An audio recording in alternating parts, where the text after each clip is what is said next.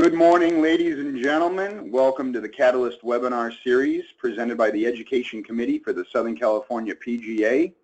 The Catalyst webinar series is a bi-weekly educational platform for creating success and change in your club and career. This week, we are very honored and proud to have Mr. Joe Guerra, CEO and Principal of Tercer Western Equipment Distributors. And prior to that, Mr. Guerra has over 25 years of CEO experience in the golf business. Prior to purchasing Tercer, Mr. Guerra was the CEO and President of Sequoia Golf Holdings. And prior to that, he was the Co-President and CEO of American Golf Corporation, back when American Golf had over 320 properties worldwide. Mr. Guerra, welcome to the Catalyst webinar series. Thank you for being here this morning. Thank you, John. Can you hear me okay? I assume you can. And maybe somebody can send you a message and make sure that they hear me loud and clear. So I assume that everything is working. It's really an honor and it's a pleasure to be able to make this presentation this morning. And John, give me a clarification here. How long should I talk, and then how long would you like to leave for answering questions? Can you answer that? Well, you could speak for 20 or 25 minutes, and questions will come in as you speak, and I'll monitor those. And if they're relevant and good questions, if you don't mind, I could interject them. But typically, you could speak for 20, 25, 30 minutes, and then we can open it up to questions. But like I said, if they come in and they're relevant and it's okay with you, I'd like to interject them. Sure, that's perfect. So what I thought I would do is I was, preparing for this presentation and saying, well, what would I want to know and what would I want to hear? And I think we know kind of the state of the industry, and you talk about it. I can certainly elaborate and expand on those kinds of questions, but I thought I would make this more personal and share with you sort of my odyssey through the golf industry, which really started back in 1986 as a graduate student at the University of Southern California. And preceding that, I was in real estate and always thought I wanted to be a real estate developer. And I was actually working for a real estate company, and we ended up building the corporate headquarters for American Golf, which, funny enough, and this is how it works in life, I established a relationship with David and Dallas Price and ultimately went to work for them. The interesting thing about that is, like so many times in life, the break that you get is some connection with somebody who has a positive influence. And as a young person, that really happened to me because I had never really played golf and never really was involved in golf because, where I grew up in East Los Angeles until 5th grade, and then West Covina, that's just what rich people did. It just was not accessible, and it's just not something that occurred to us. But that all said, as I reflect back, I mean, one of the great accomplishments and things that I'm most proud of is my relationship with the PGA of America. The PGA, first and foremost, I've employed hundreds, if not thousands, of members of the PGA over the years. Worked very closely with the PGA. A lot of the player development people and the genesis for the player development initiatives in the PGA, as well as Golf 2020, were really born out of many of the things, the innovative things that Dave Pillsbury, myself, and others at American Golf and at Sequoia originated. But mainly, the thing that's been most gratifying was for me to watch members of the PGA move up the ranks in my various organizations and take on positions of leadership, and go on, in some cases, to own their own companies, to make big contributions to the industry. Virtually all of them stayed in the industry. I stayed in the industry. We love the industry, and that's not a surprise, but it's been incredible. And it just, and the thing that always gave a PGA member the competitive advantage was that he had the card and he had the credential, and that credential was like the doctor writing the prescription. Not necessarily just in the sense of teaching, but in the sense of just credibility in the industry and credibility with our customer base. And what matters most is, what do our customers think? And the customers believe that members of the PGA are legitimately golf. And that concept of being legitimately golf is one that weaves through everything that I do in my life. I'm not interested in knockoffs, but I'm not interested in bringing Johnny-come-latelys into the industry, because the powers that be, if you will, whether it's a manufacturer, Titleist or TaylorMade or Ping, or whether it's equipment, the Toro Company, Jacobson, we have been pouring millions and millions of dollars into this industry from the beginning of time, and we've been supporting families. And at the end of the day, that's really what we're doing, is we're supporting our families, and we're trying to make this earth just a little bit of a better place. And so when you let somebody in that's not legit, that's really undermines, and you're kind of taking food off the table of somebody who does deserve to be in the industry. Well, the PGA of America is the quintessential example of what legitimacy is in golf. And as the industry gets tougher and tougher, this concept of being legitimate is more and more important. And I'll speak to that when I get back to what I'm doing today. So basically, you're a young guy and you're aiming at a target you can't see, and you don't know whether it's a freight train or it's a light at the end of the tunnel. But you have to pursue this, and somebody tells you if you continue to work hard and you continue to accomplish these various milestones in your life, good things will happen to you. It's a tough time because you really don't know. And I know that that's the case with lots of young people today, and that hasn't changed over 30 years. So I meet David Price while working for this real estate company and going to school full-time, USC, getting a graduate degree. And at the time, the company, I believe, had something like 30 courses. And my first project was to write the 5-year plan, the strategic plan, if you will, a 5-year plan. I don't think we write flat 5-year plans anymore. We do 5-year pro formas, but it's pretty difficult because the roadmap is very bumpy and there's lots of twists and turns. So we want a lot more dynamism in our planning these days. Maybe you do a 2 to 3 year plan, but back in those days, we literally wrote a 5-year plan that was like an inch thick and became kind of the roadmap for where we were going. And largely enough, much of what we described in that plan came to fruition.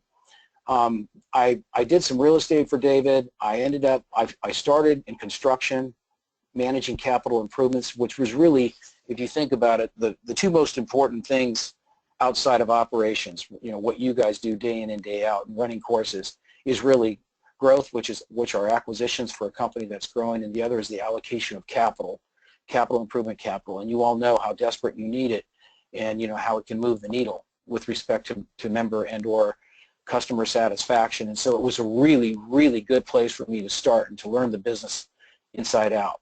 And I recall, traveling to New York and traveling to Texas and being trained and understanding, how the allocation of capital should work and how you put it to its highest and best use. And, there was never enough money, and that's still the case with most management companies. At least there's always more needs than there is money, and I deem that to be true of equity clubs as well.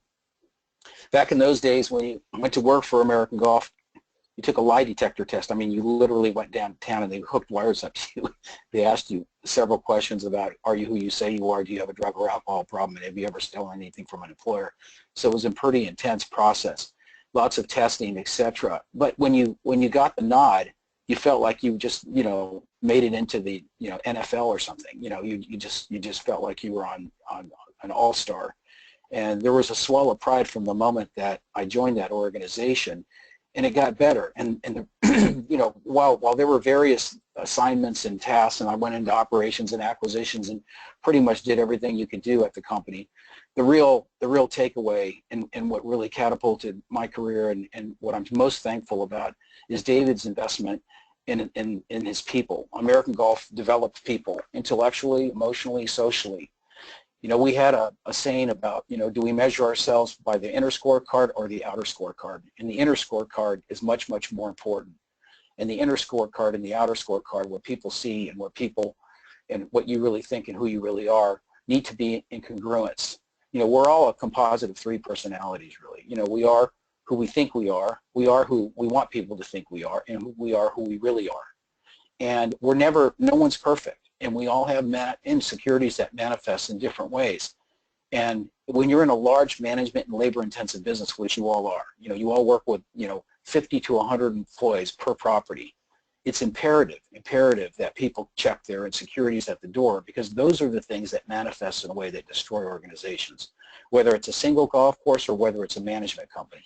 It's always the same. It's 5 or 6 things, and people rationalize their behavior when it's bad, and they do things that are destructive, and they rationalize it by saying, well, this was done, or I have this excuse, when we all know what the real rationale is. And at the genesis of challenges, it's always insecurity. Laziness is not a factor, because if you were lazy in this business, you would be out of this business. You just don't make it if you're a lazy person. We work an ungodly amount of hours and have so many tasks to accomplish. So the American Golf approach to developing people was always measuring the gap between where you are and where you want to be as a human being, and we had lots and lots of tools to do that. We had an industrial psychologist, Pierre Mornell, that worked with the senior people. We had a MEPS program, which is a management program, the leadership development program. We had the AGC University. So there was a lot of positive things, in addition to having a very common language of values and beliefs. They were never to be compromised. We stuck to them in good times and bad. And we learned to be good storytellers. Instead of kind of preaching to the rank and file, we had a couple of rules. One is, credibility and integrity is earned. It's not given just because you have a position, and good leaders teach through storytelling. We always, emphasize, and these are the same tenets of, by the way, of success that we utilized in Sequoia. Employees first. Happy employees mean happy customers. The people that have the most credibility with our members and with our guests and our customers are really our frontline employees. They can see a smile on their face, and if those frontline employees who do what they do for a fraction of what we make are happy, then we know our customers and our members are going to be happy, because they know that we're taking care of our employees. And when you think about it, it's more important in this business than any business in the world, because I know of no business that is this management labor intensive. You think about it, we have between 50 and 100 employees per 18 holes on average, closer to the 100. And, we have on any given day maybe 100 customers. It's incredible. I mean, the responsibility and the task for leadership at a property to manage the rank and file is enormous. And the way that you maximize the potential of a team is by earning trust, forging trust in a way that lets you gang tackle problems and address opportunities in a very, very unique way, in a way that people aren't worried about how will my idea reflect on me. Instead, you focus on the team solution to such things. We were very data-driven. We'd like to take the subjectivity out of decision making. Ultimately, we started using lots and lots of smart people to help us develop systems and processes to get things done. Now there's a diminishing return. So in some cases, we may have taken that too far. But I can tell you, one of the things that we never perfected at American Golf, but we did at Sequoia, was, I had a really, really smart mathematician, CPA, MBA, who figured out an algorithm that told us what demand for golf was at any location in the United States. And we used that model to peg valuations of golf courses, and we used that model to buy golf courses at Sequoia.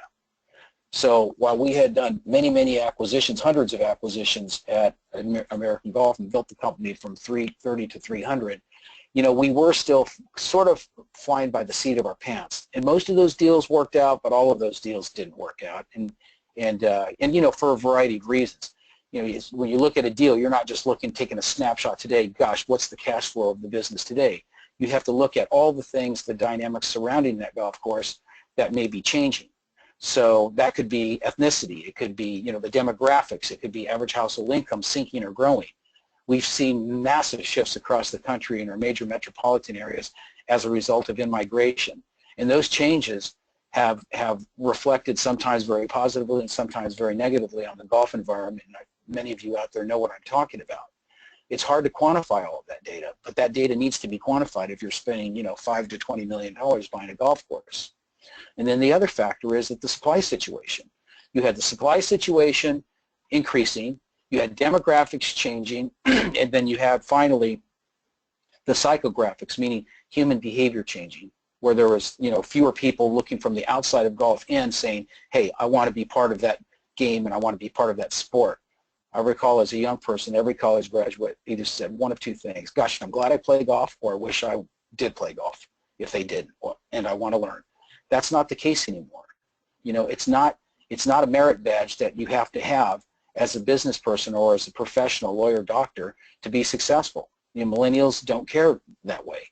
We know we have in our channel, in our swim lane, all of the legacy golf families. If you grew up, your parents grew up playing golf, your dad grew up playing golf, friends did, and they introduced you to the game before you became an adolescent, you're likely to come back. But if not, you may not.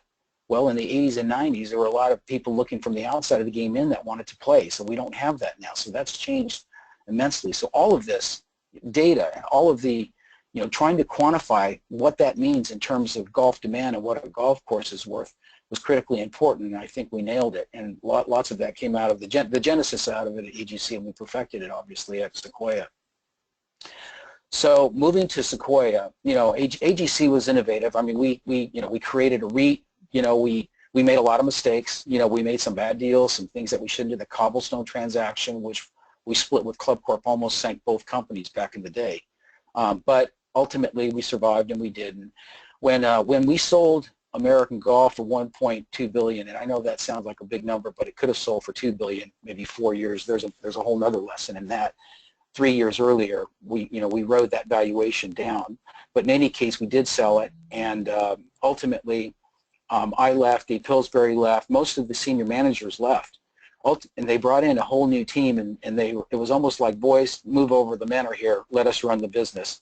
And we're like, okay, whatever you say. Well, those guys lasted a year, and ultimately they put, AGC veterans back in charge of the company until it recently sold again. And that was kind of an interesting, revealing point. But I went on to start a company and found a company called Sequoia Golf, and Dave went on to work at the Nike company as the general manager, and then went on to the PGA Tour.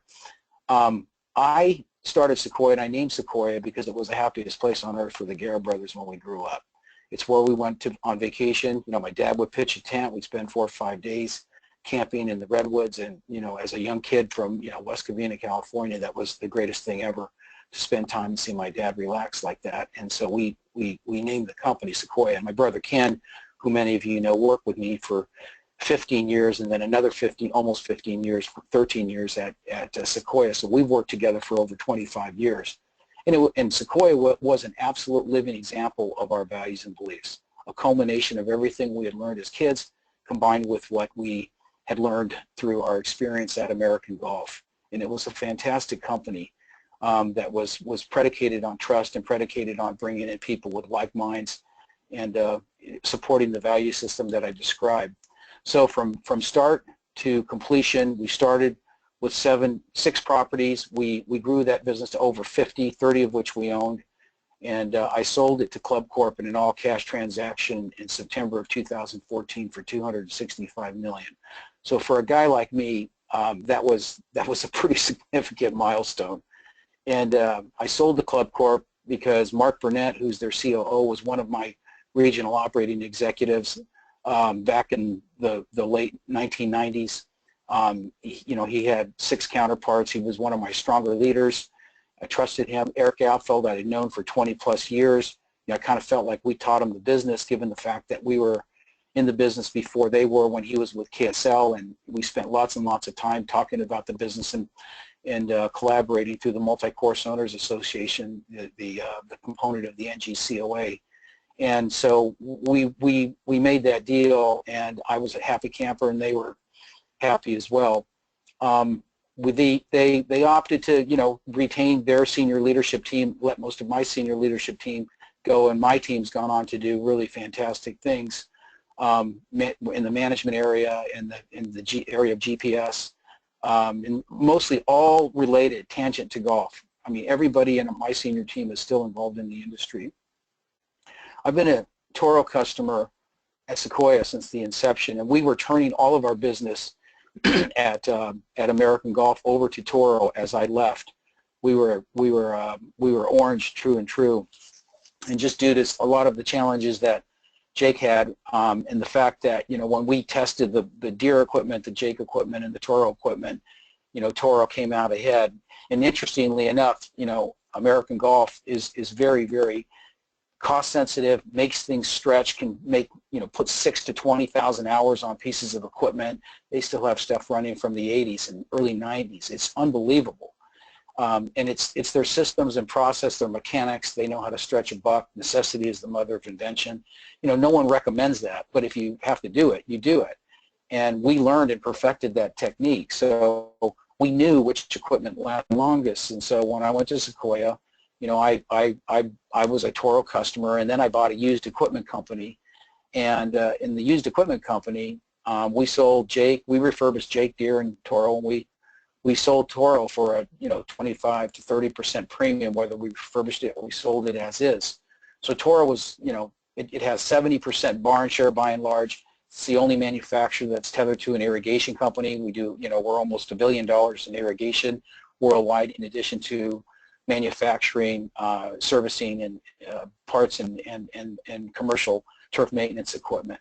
And again, the brand being legitimate. It's a legitimate turf brand. It supports the Superintendents Association far more, and all of the environmental entities that are tangent to the Superintendents Association, and it's just an integral part of golf. And so when I left Sequoia and sold it, I was at the Ryder Cup with the CEO of Toro, Mike Hoffman, and he said, what are you going to do next? And I said, I don't know. And he said, have you ever thought about distribution? And that ultimately brought me to Tercer. So I acquired a 50% interest in Tercer Inc. In September of 2015, about 18 months ago, and then we shortly thereafter, Tercer bought 100% interest in Western Equipment Distributor. So my company, Tercer, now distributes all of the commercial turf maintenance equipment and irrigation equipment and SiteWorks, which is the construction equipment arm of Toro, from Anchorage, Alaska, really all the way down to Baja, Mexico. So we have one contiguous area. We have parts of Nevada and parts of Idaho that we also service. We have offices in Spokane, Seattle, Portland, San Francisco Bay Area, Sacramento, Bermuda Dunes, the desert, Brea, Southern California, and then San Diego as well.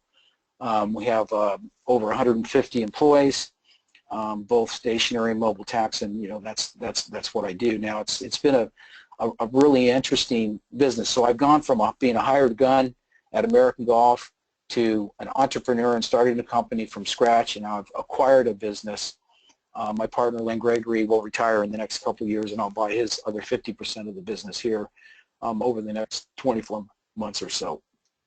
So it's been the thing I love about what I'm doing now is I sold Sequoia because, and a lot of you guys won't want to hear this, and it hurts me to say it, but I sold it because I just saw those environmental factors becoming more and more difficult. I was worried about my ability to continue to put capital improvements into my properties and be proud of them. And one thing that just crushes me is, driving down a car path, seeing it broken, knowing it needs to be repaired, and knowing you don't have the money to do it. It's an awful feeling for an owner. I think it's different if you're working for the owner, because it's your job and you do what you have to do. But if you're an owner, it's a really tough situation. It's almost like watching your life disintegrate in front of you. And I just was getting tired of that. Club Corp had more resources. They had capital to invest in the properties, and it made sense to me that my members and employees were going to be happy with that transition. So we did it. So here I sit, almost 30 years later in the industry. I love it because I'm still involved in the industry, and it's the part of the industry. Ultimately, I did become a golfer, by the way, and ended up joining clubs all over the country, and I love the game. I love to play the game. The thing about golf is the two factors most important in our research are, one, golfers like to play golf with people they want to play golf with, friends and family. That's the most important thing. Yes, they play for business, and yes, they play to compete. But the thing that's most important about the game is the camaraderie. And the second is variety. It's wonderful to be able to play golf courses, across the country and enjoy and meet people and experience the natural beauty and all that goes with an experience on a golf course. And to me, those are the two things that draw me to the game. The competition and getting better, it's frustrating, as we all know, particularly if you didn't learn as a child. And it's been a real challenge, and I've been as low as an 8. I'm probably at 12 or 13 right now in terms of my handicap, which I consider to be a pretty good accomplishment. And then I beat myself up because I've played with so many great players over the years. I should be a lot better, and I'm not. So I've acquiesced into a comfortable zone here of just enjoying the game that I love, and grateful to be in this industry. And that really concludes my presentation, John, so I'm happy to answer any questions. Indeed. Thank you very much, Mr. Guerra. A bunch of questions have come in. Sure. Can you comment actually on the direction of golf management companies in this volatile market with so many smaller operators or smaller owners or smaller equity clubs? Can you elaborate on what you think the direction of larger management companies will be in the future in terms of golf course acquisitions? Yeah, I mean, there's from a micro level, we'll talk about a micro level. I think you're going to see courses continue to aggregate and assemble under management companies, and the reason for that is there's certain economies of scale with being a management company. Your accounting costs go down, your insurance costs go down. You can bring smart marketing people in to help solve problems. In the case of Sequoia, there are secret sauce in addition to all the things that I just talked about. If you look at, well, what did people say about the company from the outside and why did they join Sequoia clubs? It was reciprocity. The idea of clustering multiple courses in a tight geographic area and then giving members access to all of those courses under one membership was very, very appealing. And if you look at the Club Corp 1 program, they do the same, and other management companies have followed suit. So it's a competitive advantage. We're talking about all the courses below the top 3,000. When you start talking about the top elite clubs in every city in America, so in Los Angeles it would be Bel Air, it would be LA, Wilshire, it would be Hillcrest, those clubs, Big Canyon, Shady Canyon. Those courses are insulated. They have a natural draw and affinity through good players and golf-centric families, and there's psychic benefit to being associated with courses like that. So they don't count. But for the balance of the industry, as there's more and more pressure, those environmental forces that I said were imposing on the business, I think you're going to see management companies catching the falling knife. And the falling knife is, they're just catching it before it goes through the heart of the owner, which is laying flat on the ground with that dagger pointing straight at them. I see that happening. Now, doesn't mean that necessarily they're all going to be successful. I don't know if it's a great or fool theory because I have, reservations about, well, again, if you don't have a systemic way of evaluating what demand for golf is and knowing, how insulated that particular course is in that surrounding area to these environmental factors, you can make bad deals. And I still see bad deals being made by management companies. So I'm not sure that they've demystified all of the factors contributing to the decline in golf. So, but I do think that what you will see is you'll continue to see, Wall Street type money, guys that really don't understand the business like we do, invest in the business of golf and try to get smart management companies and buy them and to aggregate golf courses because there's demand for it.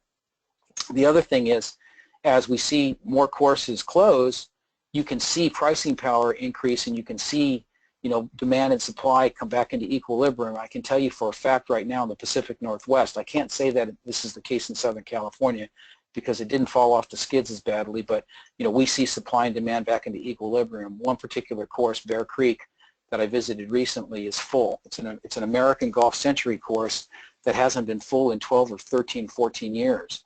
So I think it's a combination of in-migration, wealthy people moving to Seattle, good paying jobs, six-figure jobs in tech industries, whether it's Microsoft or Amazon or whatever, and combined with, some things that Century and American Golf are doing to grow the business. So I think you're going to continue to see that, and I think that there's lots to be learned from it, both good and negative, but all the management companies, Kemper, Troon, American Golf, are all my customers. Club Corp. One of the great things about that is that, at one time we were battling out, trying to take each other's heads off. Mostly, we wouldn't battle so much, hand-to-hand combat, which I say course to course, but more for acquisitions. And it's sort of very, very heartwarming and rewarding to know that all of them are my customers now. And it's like the first tee and the 18th green. Everybody's competing, but at the same time, we're all feeding our families and we respect one another, and it's awesome to have them all as customers. But I see those companies continuing to grow. I see those companies continuing to acquire, again, not the top 3,000 clubs, but the clubs that are right underneath. So you see movement of private equity clubs moving toward management companies as they continue to struggle. Again, I don't know that that's a positive phenomenon. I can tell you that, you know, we had some success with it at Sequoia, and it appears that Club Corp's had some success in taking equity clubs and changing the cost structure and realigning membership and moving the needle in a positive way. So I would expect that you would see more of that. Mr. Guerra, speaking to that systemic evaluating, and then referring back to your comment about Sequoia having an algorithm for that, can you elaborate a little bit on that, because that's fascinating? Yeah, it was. I mean, we had literally thousands, if not millions, of data points, right? Because of all of our experience in the business, 30 plus years. So we knew what we could tie what the cash flow was to a golf course to a particular area, and we could handicap whether the course was run by, you know, the membership or whether the course was run by. In other words, there was a proxy that we would put into the mathematical formula that would take all of that in consideration. And then, you know, we started testing all these variables. And like, for instance, it doesn't make sense that this would have more credibility than just average household income, but it was how far out did you have to go in terms of radius from the club to fill the club, assuming the club had 400 members. And if you absorbed 100% of all the households making over $100,000. I know that sounds crazy, but so was it 2.3 miles? Was it 4 miles? The closer you got to inside of 5 miles. So if you saw, if that stat said 2.5 miles, we would be, oh, game on. And if the course was only making 300,000, that formula told us that that course should make $1 million. Now that's under the Sequoia formula where we would tether other courses to it, because that was worth another, say, 300,000 or 400,000 of cash flow. So, you know, we could see the gap. So we knew that there had to be some challenge. It was either a marketing challenge, it was a capital improvement challenge, it was a leadership challenge at the course, but something was holding that course back. So if we could buy that course for $3 million, okay, and we could take it to $1 million of cash flow, it was making 300, then the course would be worth 10 million, and we would make 7 million on that trade. And ultimately, that's what we did. I mean, the last probably 3 or 4 trades that I made, meaning buying courses at Sequoia, probably made us another 20 or 30 million dollars when we sold the Club Corp, because we bought them cheap, and we were able to, you know, to demonstrate on a 12-month run rate what that membership number would be, and ultimately, you know, Club Corp's actually taken those courses way beyond anything that I ever thought they could produce, because they were good locations. So there was that, and there was ethnicity. And this is not an editorial comment, because I'm an American of Mexican descent, so I'm good with that. The challenge is, how do we get minorities to play golf? You know, if you look at the minority demographic, whether it's African American or it's Hispanic or it's Asian, their golf participation rates are very different, very, very different. And it has to do with socioeconomic strata, what they can afford, access to golf. And so, you know, when you see it, you know, like in Atlanta, we would see the migration of ethnicity, and the migration could be positive. You know, if you had a principally, you know, Caucasian, you know, or Asian constituency moving into an area, you knew that there were going to be a golf demographic. It was African American or was Hispanic, probably not so much. And so, you know, those factors came into play. Again, you know, PGA, the Tour, Golf 2020, we're all doing everything we can to get women to play more golf, minorities to play more golf. Some very successful programs, by the way, very successful programs, including, you know, going into schools, elementary schools, and taking over the physical education department at elementary schools, you know, 1 day a week to teach kids a game almost like golf, and then ultimately the game of golf. And those blind, I call them taste tests, you know, ethnicity was irrelevant. You know, minority kids love to play the game as much as white kids like to play the game, but you had to catch them early, but they don't get that exposure. So, long way of saying is, all these factors fit into this mathematical formula as a regression model. So you would put the variables that were surrounding the particular course, and then it would spit out, and it would tell you almost, you know, how many members you would have and how much cash flow. And again, it was, you know, it had something like a 95% probability of being accurate, which means it wasn't always accurate. So if it was a really lousy layout and the golf course was on the side of the mountain, it wouldn't take that into consideration, right? So you still had to kick the tires, but the mathematical approach to understanding demand was an imperative. And I believe that Club Corp and other management companies have similar things that they're using. I don't know that they're quite like what we had, but I know that they use similar models to anticipate what they believe golf will be in any particular area. And the one more question on the algorithm. Do you know who built that? I built it. We built it. We built it internally. It was proprietary. Club Corp owns it now, really. But the interesting thing about it is you know, the operator works for me at Tercer, so I don't know how they would use it. It's an incredible tool. I mean, we probably bought $30,000 or $40,000 worth of databases to make it work. You had to buy lots and lots of census data in ways that you could chop it, slice and dice it, and put it into the model. But you know, it was a proprietary model, and you know, the wholesale sale of Club Corp, you know, they bought everything, all of the trade names and all of our proprietary data, etc. So they have it. I don't know that they're using it. They may be using it or certain aspects of it, but they have it. You talked about becoming unhappy with the sight of broken cart paths at your property. What, in your opinion, are the three operational priorities? It's really interesting. From a capital improvement perspective, and from an operating perspective, it's clearly golf. But this is where it's so interesting. If you ask your current customer base and your current members, what's most important to you? Golf, the golf course, screw the food and beverage, forget that, forget the clubhouse, forget the grounds coming into the facility. But if you ask a prospective member or customer what's important, think about the club. It's an extension to their home. They're thinking, will I be proud to bring my friends and family to this club? So the first thing they think about is theme and feel.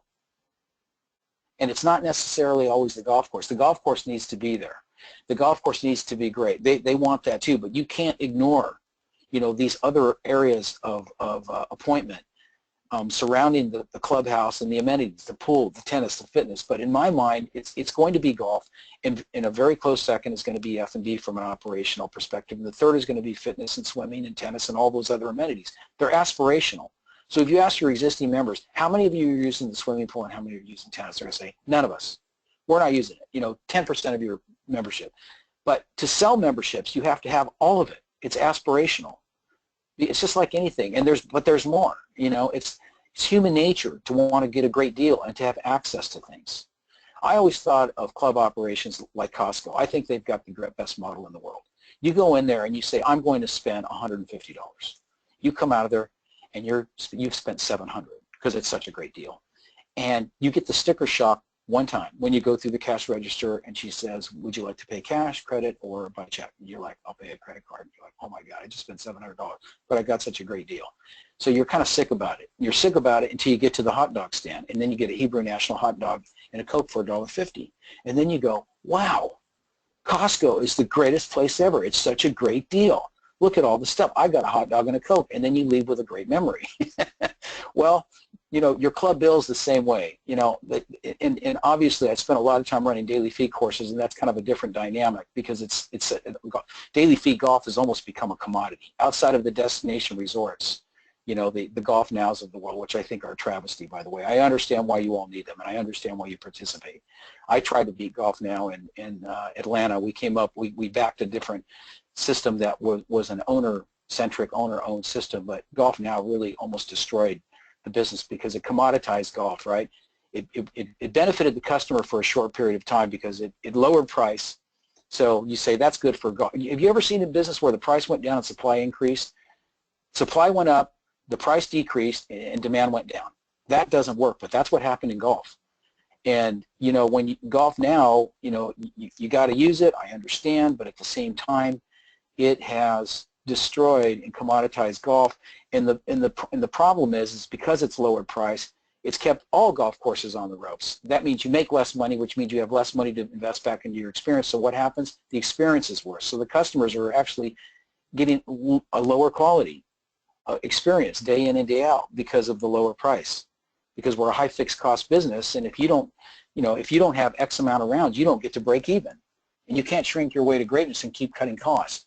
So that phenomenon is an unfortunate phenomenon. But operations, you got to have your golf course, and you want to deliver the product, and you need to understand what that is, and then those other areas. But so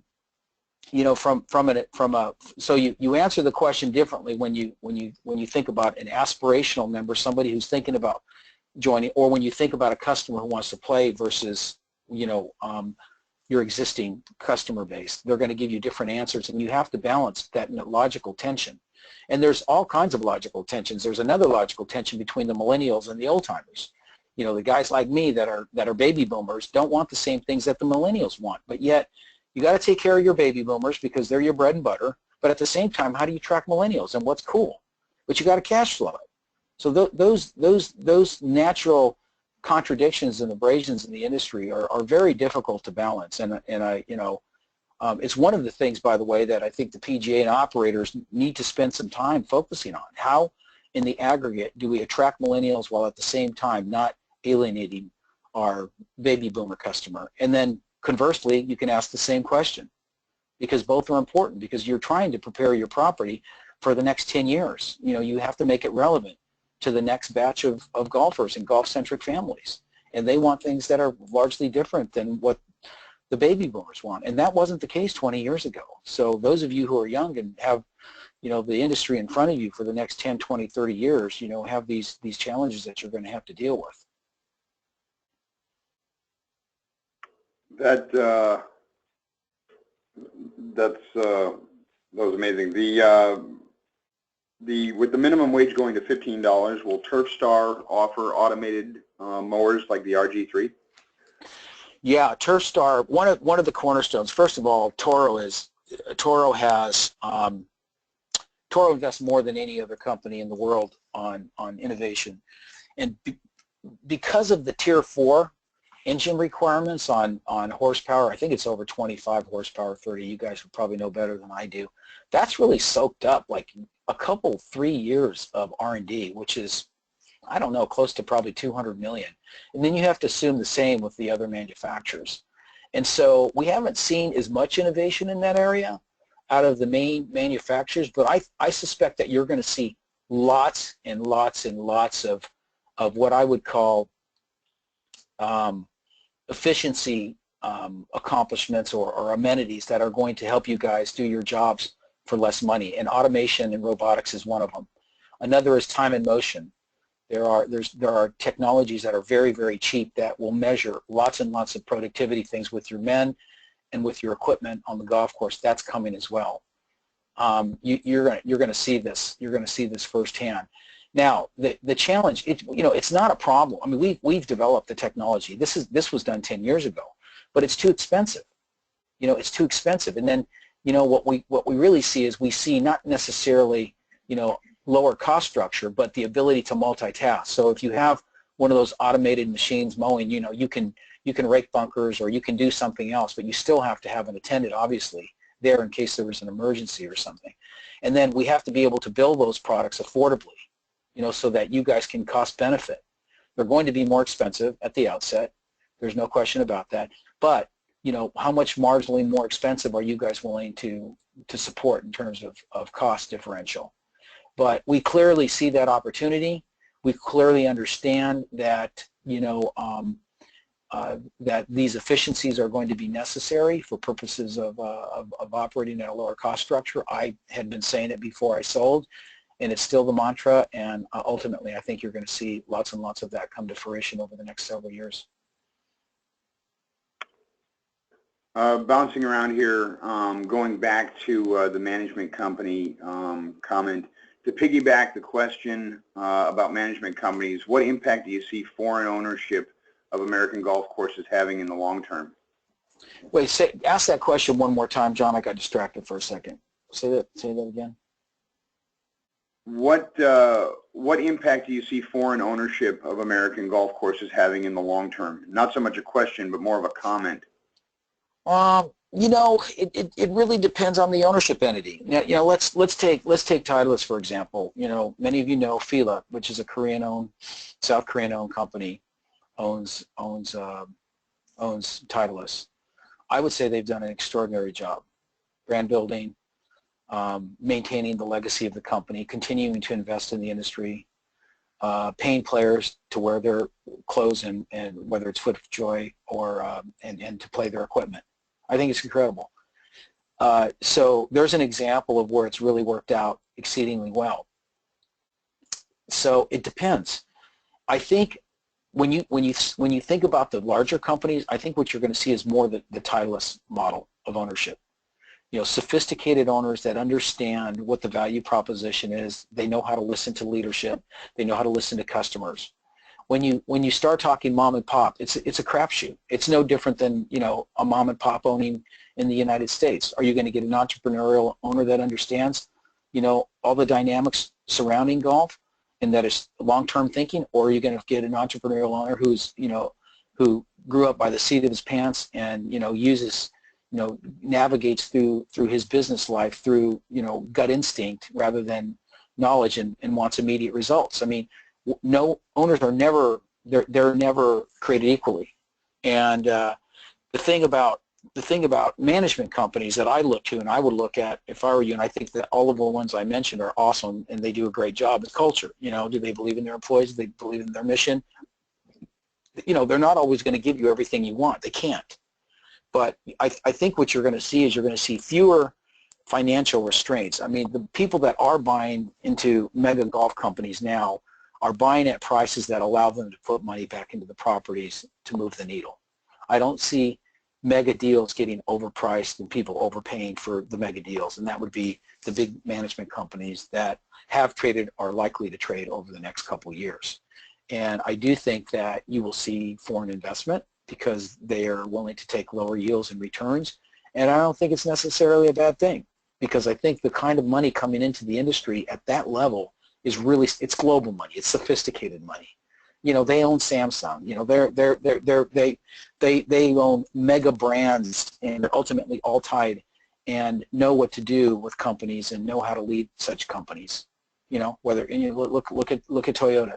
It's the life cycle of every industry, right? You know, the original kinds come in, they don't really kind of know what they're doing, and ultimately they figure it out. So you got Toyota, you got Lexus, you got Nissan, you got Kia, you've got these magnificent companies that are, you know, doing very, very well, you know, penetrating the market, taking market share, advertising on television, you know, participating in industry things. So I wouldn't be overly concerned about it. But I do think, you know, you're likely to see that kind of investment come into the industry. And a question directed at Tercer. Will Tercer ever sell or lease golf carts? We will not. And I'd say very unlikely. What we do want to do is we want to form an alliance with Club Car and Yamaha, both actually. Obviously, EasyGo and Jake have teamed up. I don't think that, by the way, is going to do a thing for them, because what matters most when it comes to equipment is service and distribution of parts. And as many of you know, if you get an order into us at 4 p.m. you know, on any given day, you're going to have that part by 11 o'clock the next morning. You may not even need it that fast, and you may wonder how that happens, but, you know, we stock millions and millions of dollars worth of parts in Fresno, and we can reach any area of Southern California through UPS overnight. So we're out of stock, right? Now, that doesn't mean that Tercer doesn't have lots and lots of areas of improvement, and I can tell you right now, we are, you know, fast moving toward improving every area of focus in this organization, and you as customers will see those changes come for sure. We are, you know, we are revamping all of our service. We have new service leadership. We have a new service enterprise system called Service Lightning, which will track utilization capacity. We have a new, you know, truck scheduling system. It drives me crazy. Our truck utilization is probably 70%. You know, on outbound, and it's about 15% inbound, and it just drives me nuts. I'm like, we're out there dropping off new equipment. Why aren't we picking up the old equipment and bringing it? But we're not doing that because our scheduling system doesn't allow us to do that, and we are way too admin centric for our territory managers, our sales guys, and our service guys. So all of that goes away. We're going to a Salesforce centric environment. We already have that on the CRM side, managing our customer base, but it'll be fully integrated with our ERP system, which is our accounting system. And what you guys should see is you should be able to call your your sales guy, and we should be able to track your equipment through a mobile app, when the parts meet the equipment, when the equipment is going to get fixed, and, when you should have it back and exactly what it's going to cost. All of that stuff will become so much better automated. But the cool thing is, and going back to what we discussed earlier, which is, well, what do you, we're an employee-centric company, we're a family-owned business, I got no debt on the company, is that when you remove all that admin burden and you make it easier for our employees to do business with our customers, morale improves, and our employees are happy, and when our employees are happy, our customers are happy. So I suspect you're going to see lots and lots of improvement from Tercer. But the reason, back to the cart question, the carts are a commodity. I mean, very little money is made in selling carts through the distribution channels. It's just pinched down to, single digit, gross margins. And so we want to team up with those that do it, but we do sell, Club Car Industrial in their commercial line, and so we want to team up if there's an opportunity to on a package deal, but we don't think that it makes sense from a cash flow perspective, and the guys that do it better than anybody in the world, and we wouldn't want to diffuse our focus. So we're going to continue to add lines that are complementary to the Toro line but not disruptive to it. And we're going to continue to work internally on delivering better service and improving our fill rates and trying to capture more of the parts market share from R&R and from NAPA and other channels by becoming more competitive and doing things for our customers that make it compelling. So here again, I look at, and I'm not telling you what to do because you got to do what you do, but I look at R&R and I look at NAPA, and they're knockoff guys. They don't belong in our industry. They don't deliver a penny back to it. It's a pure cost play. You can always find somebody to do something cheaper, and do you really want to do that? And we have to earn that business. But once we get our act together on the parts and service side and we improve it, we're going to be preaching the loyalty mantra and trying to capture more of your parts business. We have a phenomenal parts ratio. I mean, we probably have 90%, but there's still 10% out there we'd like to have, and we're not going to be happy until we have 100% of it. People say, well, how much market share do you want? Well, CAT has 95%. We probably have 75% Toro in the territories, we're addressing here in California. So there's still 25% out there. Well, we'll be happy when we have 95%. Then maybe we'll let the competition have 5%. I don't know, but we're going to work at it hard. But we don't see carts coming into our service spectrum. Okay, I got two more questions here for you, Mr. Guerra. A little more lighthearted. The first of which is, what is the best deal you've ever done, and the worst deal, and why? Well, the worst deal, I have a wall of shame, I call it, and I hope I'm not going to offend anybody, but the worst deal we ever did was Ko'olau, which was in Hawaii. And the worst big deal we ever did was the one we didn't do, which was we should have sold American Golf in 1997 for $2 billion, and that would have been a big check for me. And we ended up not. We ended up selling it for 1.1 in 2001 or 2002. Actually, the January 2003 for almost half that. And that's a whole nother story and lessons learned. Timing is everything. What's the essence of comedy? Timing. Timing, timing, timing. Yes, you might have to get lucky with timing, but timing, if you wait too long or you move too fast, it can be diminishing. That would be the worst. I would say, in terms of the best deal, maybe the best deal was the Woodlands Country Club, and I'll tell you why. It was very gratifying because we're just a small, regionally based company, Sequoia. We've got Cannon Gate, this great model in Atlanta. We know it's working there. We have grown from 7 to maybe, I don't know, maybe 12 or 13 courses in Atlanta. And I'm at the NGCOA multi-course meeting, and Ken Aramitsu, who's a broker, contacts me and says, I'm not necessarily representing these folks, but they've asked me to consult with them, and they're looking for a buyer for the Woodlands. This is not on the market right now. I know they talked to Club Corp. I know they've talked to Troon, and I know they talked to other companies. But Joe, I'd like to put you in front of them. I'm like, how am I going to do that deal? That's like, are you kidding me? The Woodlands Country Club? I get in there, and Mr. Langley, who was running all the golf operations for them, and then the two co-CEOs at the Woodlands Development Company, which built all of that. They bought that business from George Mitchell. It's where the Shell Houston Open was played, and I mean, I'm looking at this portfolio and I'm going, you know, look, I don't know if I'm the right guy for you guys to do business with, but let me tell you how we do business. I explain what we do with employees. I explain how we don't overpay so we can put 5 to 7% of our revenue back into clubs. I toured the properties. I came back to them and I told them this is what I thought. At the time, the courses weren't really making much money, but I knew that was because they were a developer-centric owner and not a golf-centric owner. Well, we ultimately made that deal, and I bought that portfolio for $35 million, and I think it sold for over $100 when we sold it in the package on a allocated valuation basis to Club Corp.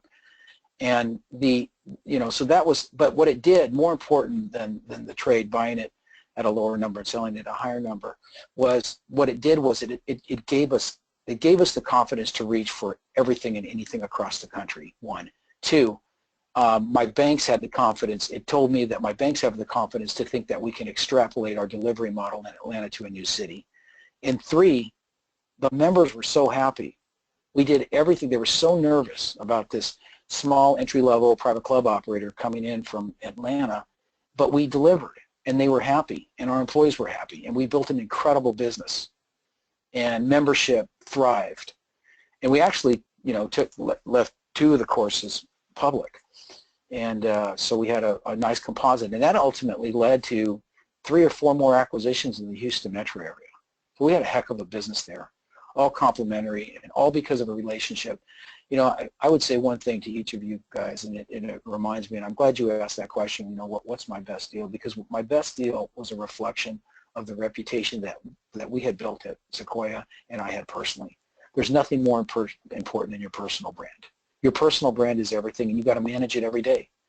And you have to avoid the things that are going to degrade it, and you have to build on the things that are going to make it more successful and make you more successful and make people attracted to you. And, just doing the right thing, living by Judeo-Christian values and giving back to your community, making sure you're taking care of your employees and caring about them and understanding and having empathy for those that, make lots and lots less. Somebody asked the question about paying people $15 an hour. I understand that puts pressure. Hopefully you can pass those rate increases. You're going to have to take a rate increase when you pay somebody going from $10 to $15. But at the same time, people got to live. They have to live. And they do so much hard work for a fraction of what we make. So kind of, as a leader, your heart has to go out to them. But all of those things are your brand. That's my brand. That's who I stand for. And if somebody asks me, who are you? Joe Guerra, that's who I'd say I was. And I think because I was that person, it immediately created a connectivity, if you will. I forged a relationship and a bridge with that ownership group, and they sold me that portfolio. And that changed my life. It changed my life. It changed my company's life. It changed all my employees' life. And ultimately, we ended up from coast to coast as a result of that. Well, thank you very much for that, Mr. Guerra. Final question, 3 favorite courses that you like to play? Cypress Point Club would be one of them. San Francisco Golf Club would be a second. And East Lake would be a third. Well, I think lots and lots more, but those, yeah. And I would put Pebble Beach in there as a close 4. I think Pebble Beach is incredible because it's daily fee. It's crazy how expensive it is, but to think that somebody can have access to that property and all of the great championships that have been played there and that will be played there is pretty amazing. Remarkable. Mr. Guerra, thank you very, very much for your time this morning. It was extremely enlightening. I speak on behalf of not only myself, but the Education Committee for the Southern California PGA and all of the Catalyst attendees this morning. Thank you all for being here. Mr. Guerra, truly special. For all the attendees, the Catalyst webinar quiz on Mr. Guerra's presentation today will go out here momentarily. Please take that quiz and return it to Sharon Kurfman at pgahq.com. A score of 70% or higher will earn you the 1 MSR credit for today's attendance. And again, Mr. Guerra, thank you very, very much for your time today. It was amazing. I wish you a happy rest of the day, and everyone else on the call, thank you very much for attending today. Thank you very, very much.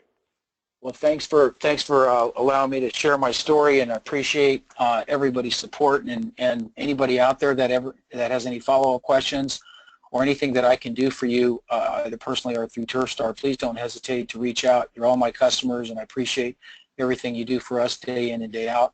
And we're all in this together, so don't hesitate to ask if there's something I can do. Thanks so much, John.